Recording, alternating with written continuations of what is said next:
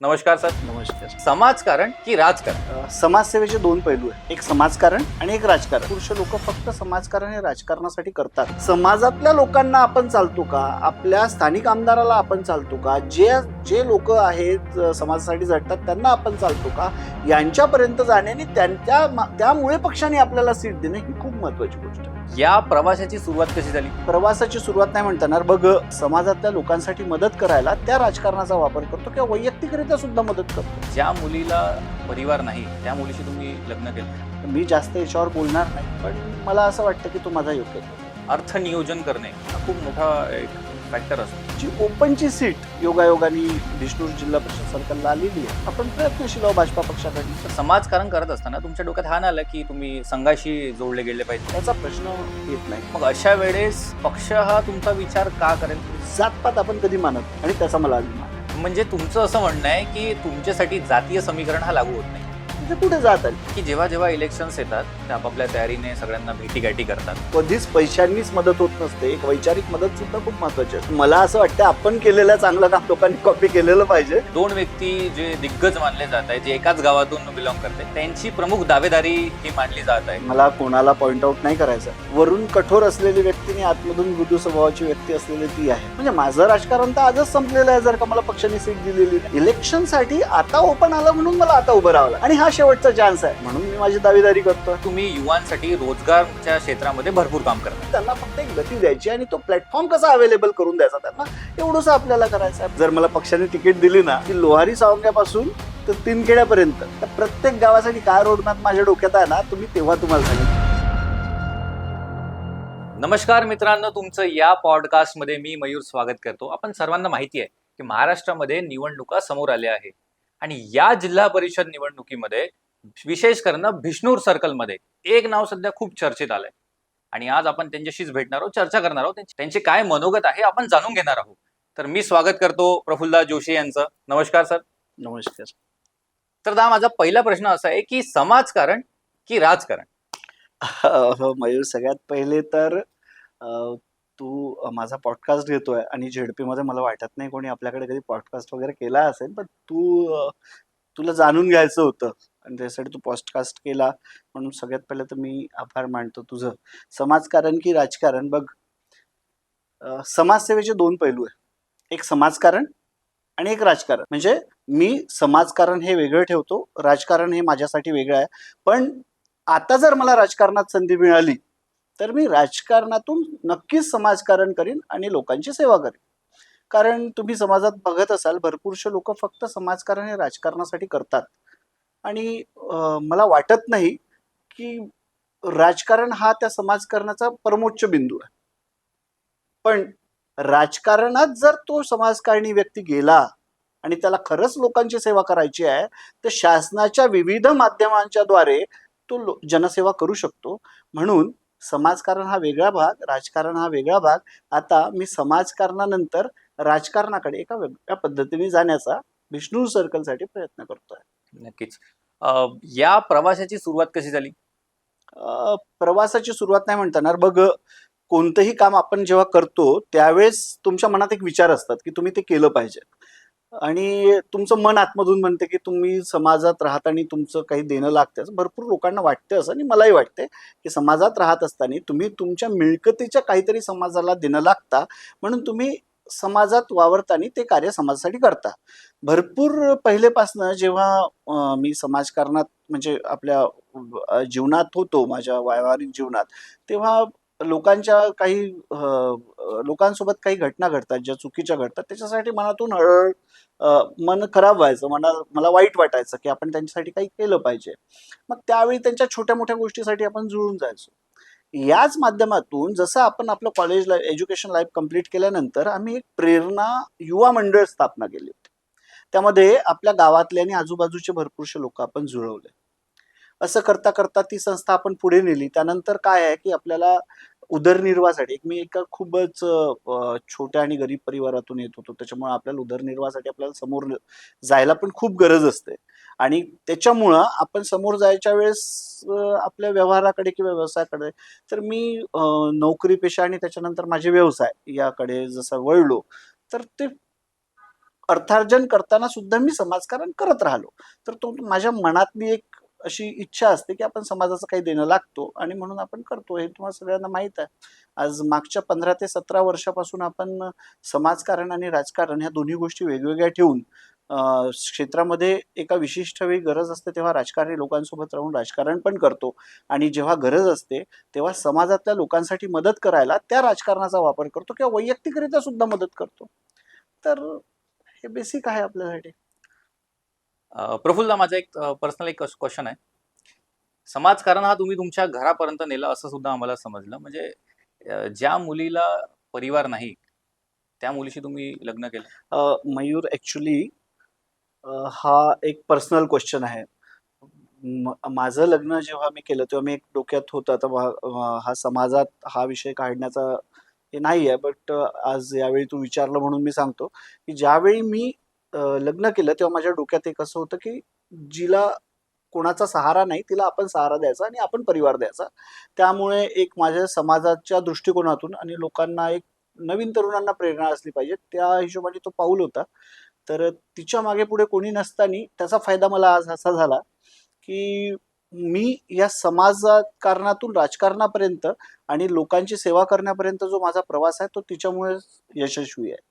आणि तो जो मी निर्णय घेतला तो समाजकारणाच्या दृष्टिकोनातून जरी असला तरी त्या निर्णयामुळे आज माझा परिवार खूप आनंदित आहे.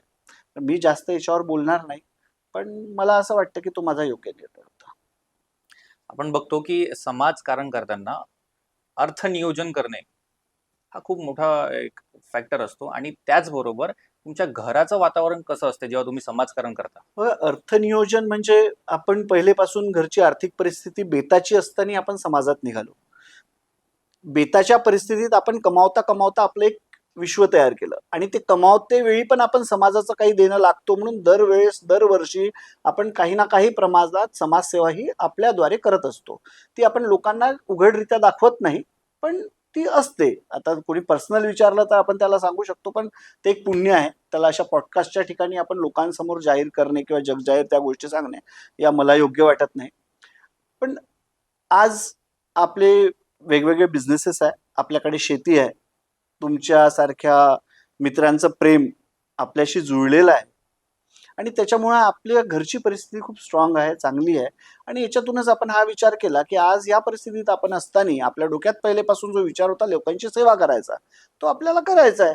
त्याच्यामुळे आपण आता पुढे जी ओपनची सीट योगायोगाने बिष्णूर जिल्हा परिषद सर्कलला आलेली आहे त्यासाठी आपण प्रयत्नशील आहोत भाजपा पक्षाकडनं.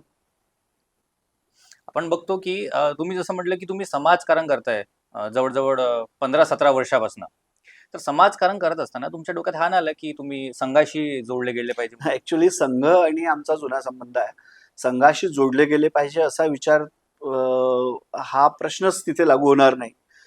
संघ हा छोटासा असताना आमच्या घरी संघाच्या स्वयंसेवक संघाचे कार्यकर्ते यायचे. आमचं मातीचं जुनं घर होतं.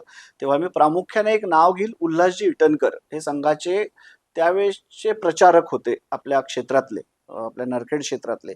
ते आमच्या घरी यायचे, राहायचे. त्यांच्यासोबत आपल्या मन्नाथेश्वरला बौद्धिक आणि एक छोटे संघाचे वर्ग व्हायचे. आपल्या गावात शाखा लागायच्या. उल्हासजी इटनकरांसोबत मी आपल्या क्षेत्राचा प्रवास केला. त्यावेळी एक 7व्या-8व्या वर्गात सुद्धा मी असेल.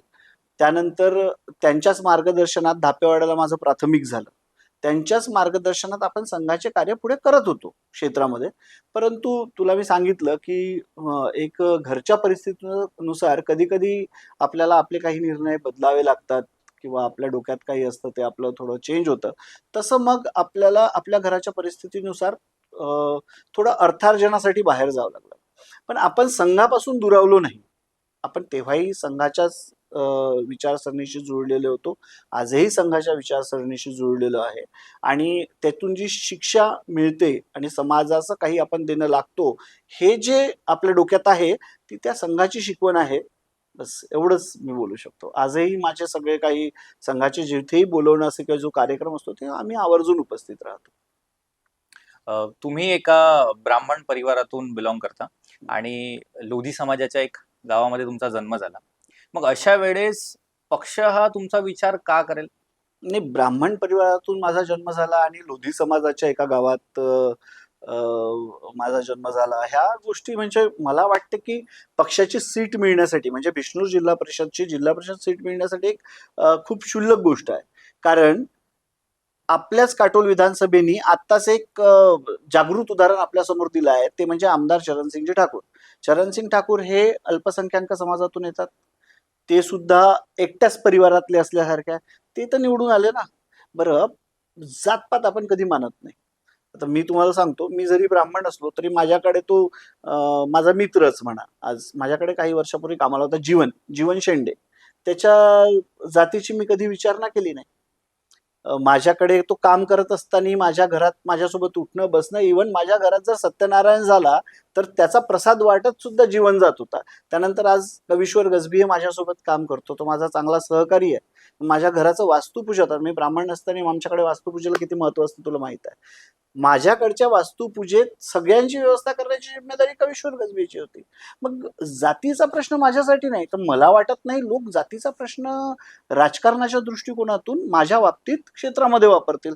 आणि काही लोक असतात जे जातीपातीचं राजकारण करण्यावर विश्वास ठेवतात, पण भारतीय जनता पक्ष त्यातला नाही. कोणता व्यक्ती कोणत्या जागेसाठी उपयुक्त आहे आणि तो त्या सीटवरून निवडून येऊ शकतो का, हे जर का त्या पक्षाला म्हणजे भारतीय जनता पक्षाला वाटत असतं, ते सीट नक्की देतात. आणि त्या क्वालिटीज आपल्यामध्ये आहे. बरं, एक आत्ताच उदाहरण सांगतो. भारतीय जनता पक्षाचे खूप चांगले कार्यकर्ते आपल्या विष्णू सर्कलचे, त्यांचा शब्द मोठमोठे नेते सुद्धा टाळत नाही. जेव्हा मी त्यांच्याकडे बसलो आणि त्यांना विचारलं की जर पक्षाने मला सीट दिली तर माझ्याकडे, मी त्या सीटसाठी लायबल आहे का, त्यांनी म्हटलं की नाही, तुमच्याकडे सगळ्या क्वालिटीज आहे, तुमचं एज्युकेशन आहे, तुमच्याकडे साम दाम दंडभेद ह्या पद्धतीने इलेक्शन लढण्याची सगळी शक्यता आहे. मी म्हटलं पण माझ्याकडे एक गोष्ट नाही. ते म्हटलं काय? मी म्हटलं माझ्याकडे जात नाही, जसं लोक म्हणतात. तर ते गहिवरून आले. त्यांनी म्हणे आम्ही तुम्हाला आमची जात दिली, तुमची जात आम्ही घेतली, तुम्ही पक्षाने तुम्हाला तिकीट दिल्यावर तुम्हाला निवडून आणायची जिम्मेदारी आमची. मग इथे ब्राह्मण परिवाराचा किंवा मी कोणत्या गावात, छोट्याशा गावात, ज्या एका सर्वसामान्य लोधी समाजाच्या गावात मी जन्माला आलो, याचा प्रश्न येत नाही. त्या समाजामुळे, त्या गावामुळे मला खूप काही या जगात करायला किंवा या समाजासाठी करायला प्रेरित केलं आणि त्याचा मला अभिमान आहे. म्हणजे तुमचं असं म्हणणं आहे की तुमच्यासाठी जातीय समीकरण हा लागू होत नाही. जातीय समीकरण लागू होतो किंवा नाही होत हे त्या व्यक्तीवर डिपेंड करतं. मी ज्या जातीतून जन्माला आलो असेल, ती माझी जात असली तरी मी क्षत्रियांसोबतही वाढलेला आहे, वैश्यांसोबतही वाढलेला आहे आणि मी शूद्रांसोबतही राहिलो आहे. म्हणजे सगळ्या जाती धर्माच्या लोकांसोबत मी राहिलेलो आहे आणि त्यांच्यातलं प्रेम माझ्यासोबत आहे. त्यानंतर जे विष्णू सर्कल आहे त्यामध्ये लोकांना जरी वाटत असली की एक ते जाती बहुल क्षेत्र आहे, तरी त्यामध्ये लोधी, रगवी, पवार, ब्राह्मण, SC ST हे अल्पसंख्याक भरपूर आहे. त्या अल्पसंख्याकांनी एकमुस्त मतदान यावेळी विधानसभेमध्ये आमदार माननीय चरणसिंगजी ठाकूर यांना करून दाखवलेलं आहे. त्यामुळे जातीय समीकरण असा मला विचार वाटत नाही. जसं त्या क्षेत्रामध्ये असलेल्या उच्चभ्रू जातींनी जसं मतदान केलं, तसंच अल्पसंख्याक समाजाने आणि त्या जातींनी पण केलं. मग मला असं वाटते, जेव्हा योग्य व्यक्ती असतो तेव्हा जातीय समीकरण नसतं, तिथे कुठे जात आली. आपण बघतो की जेव्हा जेव्हा इलेक्शन्स येतात तेव्हा तेव्हा सगळे आपापले लोक जे आहे ते आपापल्या तयारीने सगळ्यांना भेटीगाठी करतात. आणि अशा वेळेस तुम्ही सुद्धा सर्कलमध्ये आपापल्या लोकांना भेटताय, लोकांची मदत करताय. तर हा काही पॉलिटिकल मुद्दा आहे का असं म्हणायचं आहे ना? नाही नाही, बघा, पॉलिटिकली आता बघा, राजकारण किंवा इलेक्शन लागल्यावर आज बिष्णूर जिल्हा परिषद सर्कलमध्ये माझं नाव जर येऊन राहिलं तर लोकांना स्वाभाविक वाटणार आहे की हा पॉलिटिकल मुद्दा आहे म्हणून. पण माझा इतिहास ज्यांना माहित आहे, जे माझे मित्र आहे किंवा माझा जो आजूबाजूचा गोतावळा आहे मित्रमंडळीचा, त्यांना सगळ्यांना माहिती आहे की प्रफुल्ल लोकांची मदत करत असतो. ज्याला ज्या पद्धतीने, बघा, कधीच पैशांनीच मदत होत नसते, एक वैचारिक मदत सुद्धा खूप महत्वाची असते. सॉरी, मी तुम्हाला सांगतो, मी तुमचा एक व्हिडिओ सुद्धा पाहिला. त्याच्यामध्ये मी पाहिलं तुम्ही त्या मुलांना बस अरेंज करून देताय. तर हा. ही जी तुमची तळमळ आहे हा. ही खरोखर त्या समाजकारणाची तळमळ आहे. दिवशी कोणीतरी व्हिडिओ काढला म्हणून लोकांना माहित झालं की प्रफुल्ल जोशी त्या लोकांना बस अरेंज करून देतात. ती थांबलेली बस आम्ही ज्या इम्पॉर्टंट 2 मुली शेवटच्या गावच्या होत्या ज्यांना बस मिळू शकत नव्हती त्यांना ड्रायव्हरच्या कॅबिनमधून आतमध्ये चढून ती बस तिथून सोडवली, कारण आतमध्ये असलेले लोक गुदमरून राहिले होते. त्यांना पण बसमध्ये काही एसी थोडीच लागलेली त्या बसमध्ये. तर ती बस लवकर गेली पण पाहिजे आणि 2 मुलींचा प्रॉब्लेम होता तो सॉर्ट पण झाला पाहिजे, ही आमची तळमळ होती. तर ऍक्च्युली तो व्हिडिओ शूट झाला म्हणून लोकांना माहित आहे. अशा भरपूरशा गोष्टी आहेत ज्या शूट नाही आहेत. अशा भरपूरशा गोष्टी आहेत ज्या काही वर्ष पहिले व्हॉट्सअप नव्हतं म्हणून लोकांना माहित नाही. अशा भरपूरशा गोष्टी आहेत ज्या आम्ही आपल्या तोंडाने आपली पब्लिसिटी केलेली नाही आहे. आज लोकांचं लक्ष इलेक्शन लागल्यावर माझ्याकडे आहे म्हणून त्या लोकांना दिसत आहे, पण त्या दिसाव्याच हा उद्देश नाही. आणि मी हे सुद्धा पाहिलंय की तुमचे व्हिडिओ पाहून बरेच लोक, आपल्याच जवळचे लोक काही समजा कॉपी करायला सुरुवात करतात. याच्यामध्ये काय म्हणतात? नाही, कॉपी असो की नसो, त्यांनी जे काही केलं असेल पण त्याचा फायदा डायरेक्ट समाजाला होतो ना. मला असं वाटतं आपण केलेलं चांगलं काम लोकांनी कॉपी केलेलं पाहिजे आणि ते त्यांनी कॉपी केल्याने त्याचा डायरेक्ट फायदा समाजाला झाला पाहिजे. म्हणून मला काही फरक नाही, सगळ्यांनी कॉपी करायला पाहिजे. तर आता थेट मी राजकारणावर वळतो. आपल्या बिष्णूर सर्कलमध्ये 2 व्यक्ती जे दिग्गज मानले जात आहे, जे एकाच गावातून बिलॉंग करते, त्यांची प्रमुख दावेदारी ही मांडली जात आहे. यावर तुमचं काय मत आहे? भाजपा पक्षाकडून भाजपा पक्षाकडून. हा 2 दिग्गजांची प्रमुख दावेदारी आहे, ही गोष्ट योग्य आहे. ते दोन्ही दिग्गज माझे चांगले सहकारी आहे, मोठ्या भावांप्रमाणे आहे. त्यातले एक तर पहिले राष्ट्रवादी काँग्रेस पक्षात म्हणजे अनिल बाबू देशमुखांसोबत होते, त्यांची काम करण्याची पद्धती आपण पाहिली आहे. आणि जे दुसरे दिग्गज आहे, खूप मोठी हस्ती आहे, त्यांच्यासोबत आता माझा जवळीक जास्त काही दिवसांअगोदर आली. वरून कठोर असलेली व्यक्ती आणि आतमधून मृदू स्वभावाची व्यक्ती असलेली ती आहे. तर ते दोघंही आपल्या पक्षात आहे, भारतीय जनता पक्षात, आणि स्वाभाविक आहे की ते आपल्यासाठी दावे स्वतःसाठी पक्षातून, भारतीय जनता पक्षातून बिष्णूर सर्कलमधून स्वतःची जिल्हा परिषदसाठी दावेदारी ते टाकू शकतात. परंतु माझा वैयक्तिक विषय बघा, ओपनची सीट 0 रोस्टर नंतर पहिल्यांदा आता आलेली आहे बिष्णूर सर्कलला. मी फक्त ओपन कॅटेगरीतून बिलॉंग करतो, म्हणजे आज नंतर 25 वर्षेपर्यंत क्षेत्रात परत ओपन कॅटेगरीची सीट येणार नाही. म्हणजे माझं राजकारण तर आजच संपलेलं आहे जर का मला पक्षाने सीट दिलेली नाही. म्हणजे जर मला राजकारणातून समाजाची सेवा करायची आहे तर माझ्यासाठी हा जिल्हा परिषदसाठी असलेला शेवटचा चान्स आहे. त्याच्यामुळे मी माझी दावेदारी सगळ्यांच्या समोर लोकांच्या निदर्शनात आणि पक्षाच्या निदर्शनात आणून देत आहे की मला उभं राहायचं आहे यावेळी म्हणून. नाहीतर प्रत्येक जण तर आपल्या जागेवर बरोबर आहे. तुम्ही जसं म्हटलं की अनिल देशमुख साहेबांसोबत ते काम करत होते. तर आम्हाला असं माहिती आहे की तुम्ही सुद्धा देशमुख साहेबांसोबत काम तुम्ही केलं आहे आणि त्यांनी सुद्धा केलं आहे. ज्यांची आपण समजा नावं घेतली असेल, आणखी काही लोक असतील, ते आज भाजपामध्ये बऱ्याच वर्षापासून खूप चांगलं काम करतायत. मग अशा वेळेस कोणाला प्राधान्य देता येईल? भाजपामध्ये बऱ्याच वर्षापासून काम करत आहे असं नाही, ते भाजपामध्ये काम करत आहे. बऱ्याच वर्षापासून मी काम करत आहे. मला कोणाला पॉइंट आउट नाही करायचं.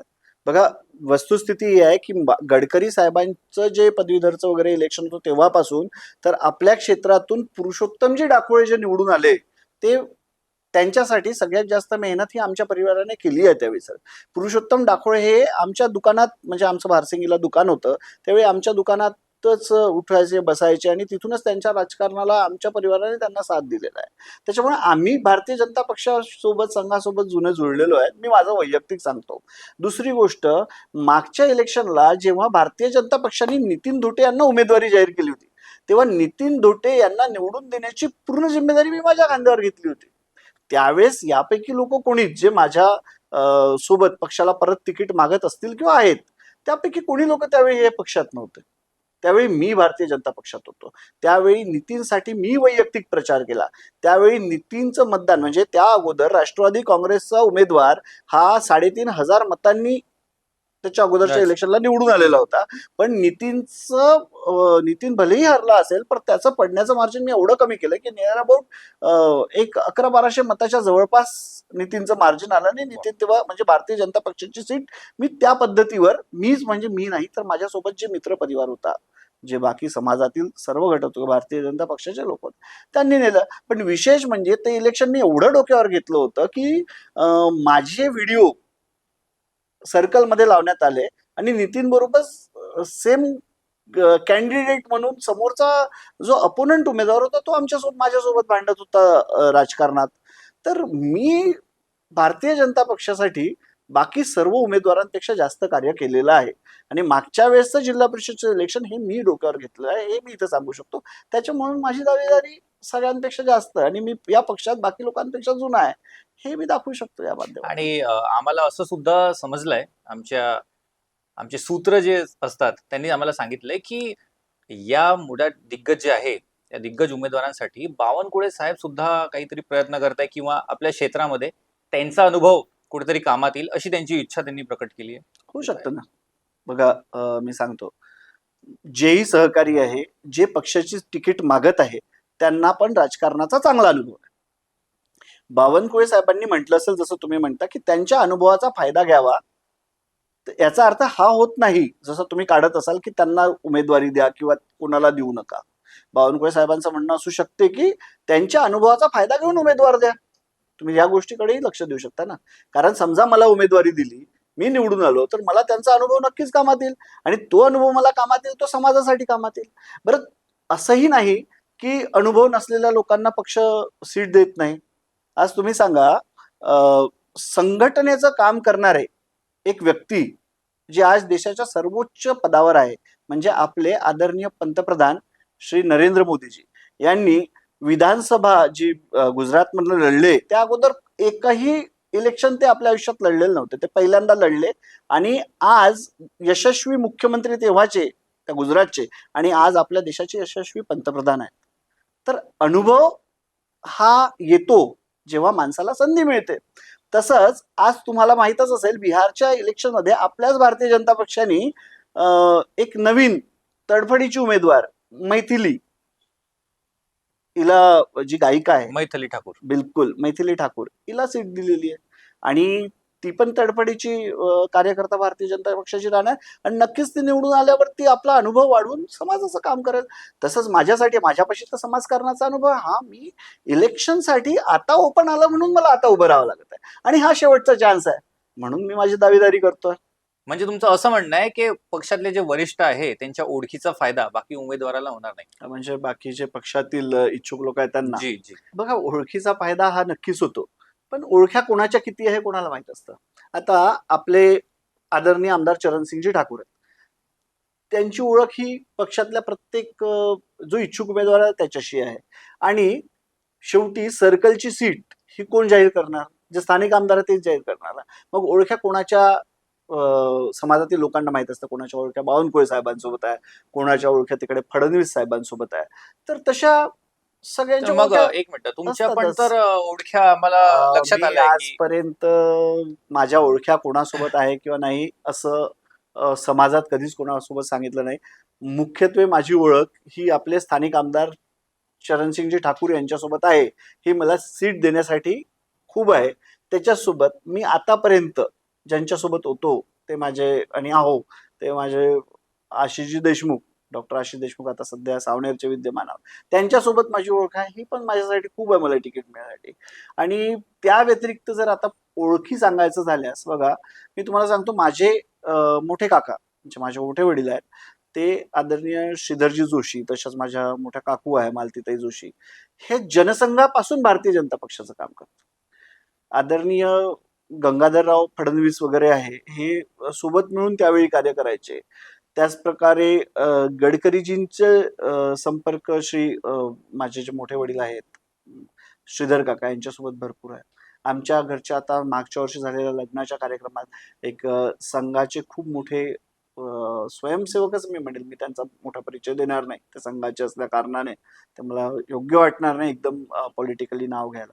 ते आमच्याकडे कार्यक्रमात असतात, ते आमच्याकडे जेवायला होते. तर ओळख्यांसाठी खूप आहे. बघा, ओळखीनी सीट आणणं, याला राजकारण आणि राजकारणातून समाजकारण नाही म्हणणार. समाजातल्या लोकांना आपण चालतो का? आपल्या स्थानिक आमदाराला आपण चालतो का? जे जे लोक आहेत समाजासाठी झटतात त्यांना आपण चालतो का? यांच्यापर्यंत जाण्याने त्यामुळे पक्षाने आपल्याला सीट देणं ही खूप महत्वाची गोष्ट आहे. तुम्ही असं जसं मला म्हटलं की तुमचे आशिषजी देशमुख साहेबांसोबत माझे पर्सनल फेवरेट आहे, तर त्यांच्यासोबत सुद्धा तुमचे चांगले संबंध आहे आणि तुमचे स्थानिक आमदार ठाकूर साहेबांसोबत पण चांगले संबंध आहे. दोन्ही आमदारांचा फायदा हा तुमच्या सरकारला होईल म्हणजे किती पटीने होईल? नाही, बघा, हे दोन्ही लोक काटोलमधून येऊन आमदार झालेले आहेत. म्हणजे आता भले आशिदा सावनेरमधून आहे, आदरणीय चरणसिंगजी ठाकूर काटोलमधून आहे, पण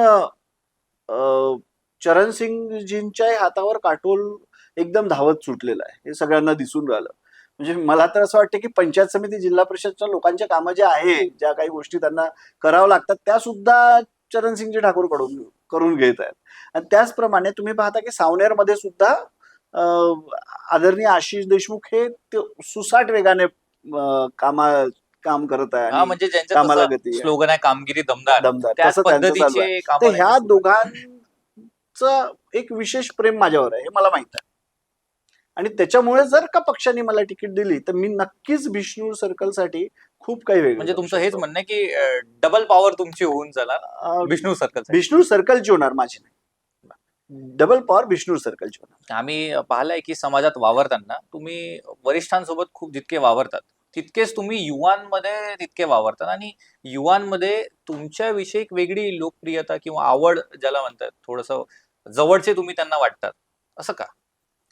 बघा, युवांमध्ये मला ऍक्च्युली युवांमध्ये जास्त इंटरेस्ट असतो, त्यांच्याशी बोलण्यात, त्यांचे विचार जाणून घेण्यात. त्याच्यामुळे वरिष्ठांमध्ये तर असतो, आपण त्यांना मान देतो, त्यांच्याकडून शिकतो.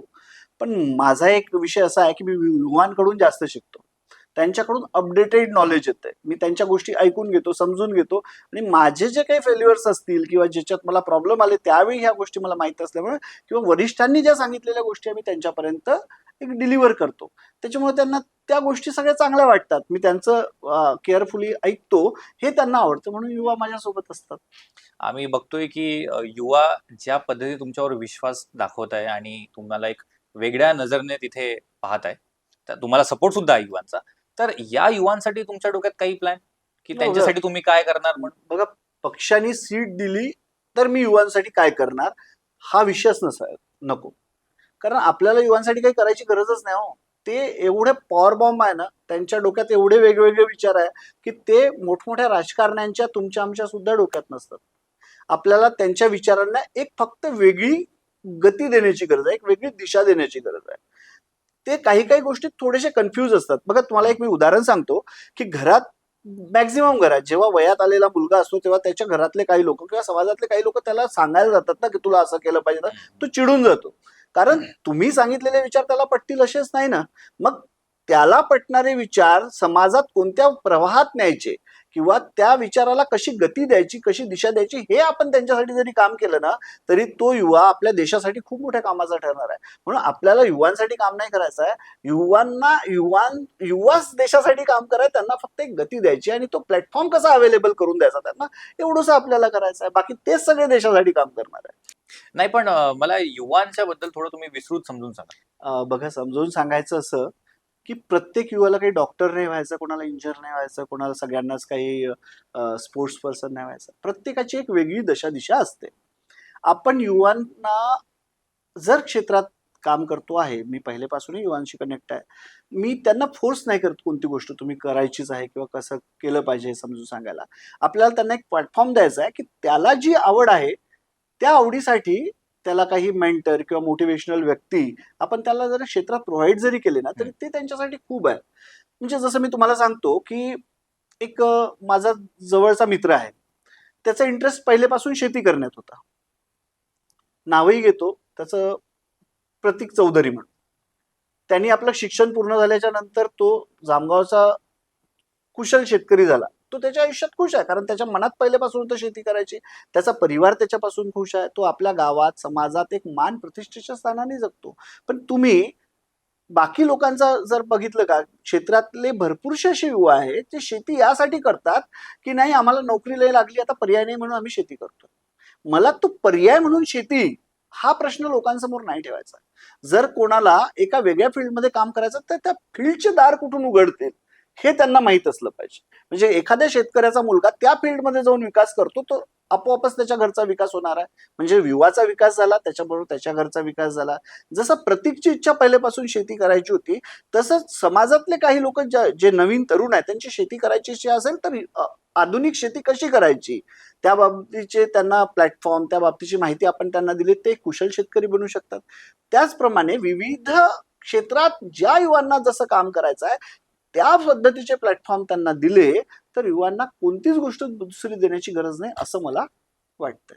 म्हणजे याचा अर्थ असा आहे की तुम्ही युवांसाठी रोजगारच्या क्षेत्रामध्ये भरपूर काम करणार आहे. रोजगाराच्या क्षेत्रात आपण काम करणार असं नाही म्हणू. ते काम आदरणीय चरणसिंगजी ठाकूर ऑलरेडी करायला लागले आपल्या क्षेत्रात. युवांसाठी चांगल्या इंडस्ट्रीज आणि बाकीच्या गोष्टी आदरणीय चरणसिंगजी ठाकूर यांच्या माध्यमातून आपल्या क्षेत्रात भरपूर येणार आहे. मला फक्त त्यांना एका विशिष्ट मार्गाने मोटिवेट करायचं आहे, की ज्याद्वारे आदरणीय ठाकूर साहेबांच्या, आदरणीय आशिष देशमुखांच्या, आदरणीय फडणवीस साहेबांच्या मार्गदर्शनातून ते पुढे योग्य मार्गावर लागतील. आम्हाला माहिती आहे की तुम्ही सुद्धा एक उद्योजक आहात आणि उद्योजक जे असतात ते अपॉर्च्युनिटी क्रिएट करण्यावर जास्त भर देतात. जर हे पक्षाने ही संधी दिली तर तुम्ही बिष्णूर सर्कलसाठी काय विचार केलाय, काय रोडमॅप तुम्ही केलाय? म्हणजे आता मला पक्ष सीट देईल की नाही देईल या विषयावर चर्चा करता करता मी बिष्णूर सर्कलला निवडून आल्यावर सर्कलसाठी काय करेल हे सुद्धा तुम्ही मला आजच विचारून घ्या. आणि मग त्यानंतर माझे जे अपोनंट असतील किंवा माझ्यासारखे उभे राहायचा विचार करणारे माझे कॉपी पेस्ट करून बाकी लोकांना सांगतील की आम्ही क्षेत्रासाठी हे करणार आहोत. म्हणजे असं तुमच्या डोक्यात काय चालू आहे का? बघा, याच्यासाठी एक सेपरेट पॉडकास्ट मी तुम्हाला देईल. जर मला पक्षाने तिकीट दिली ना, क्षेत्राची काम करायला एक संधी दिली, पक्षाने मला तिकीट दिली, तर नक्की नंतरचा पहिला पॉडकास्ट तुम्हाला देईल आणि मी सांगेल की लोहारी सावंग्यापासून तर तीनखेड्यापर्यंत म्हणजे एवढे जे मध्ये गाव येतात जे बिष्णूर सर्कल जिल्हा परिषद सर्कलला, त्या प्रत्येक गावासाठी काय रोडमॅप माझ्या डोक्यात आहे ना, तुम्ही तेव्हा तुम्हाला सांगेन. तुम्ही आजपासून विचाराल आणि बाकी लोकांनी त्याची कॉपी करायची. हे कुठलं योग्य आहे? तर बरं, छान वाटलं तुमच्याशी भेटून. आपण आज इतक्या गोष्टीवर चर्चा केली आणि नक्कीच जी जनता आज हा व्हिडिओ पाहताय, पॉडकास्ट पाहताय, त्यांना बरीच क्लॅरिटी मिळाली असेल. तर आपण सर्वांनी हा व्हिडिओ पॉडकास्ट इथपर्यंत पाहिला त्याबद्दल आपण सर्वांचा आभार.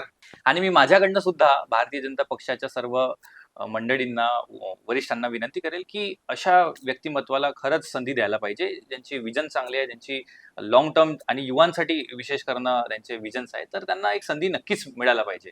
आपण सर्वांनी या पॉडकास्टला इतकं, मला माहिती आहे तुम्ही लाईक्स केले असेल, नसन केलं तर लाईक पण करून टाका. कमेंट्स, तुमचे काय मत आहे ते कमेंट्समध्ये सांगा. आणि इथपर्यंत तुम्ही हा पॉडकास्ट पाहिला त्याबद्दल सर्वांचा आभार. भेटूया पुढच्या पॉडकास्टमध्ये नवीन विषयांवर. धन्यवाद.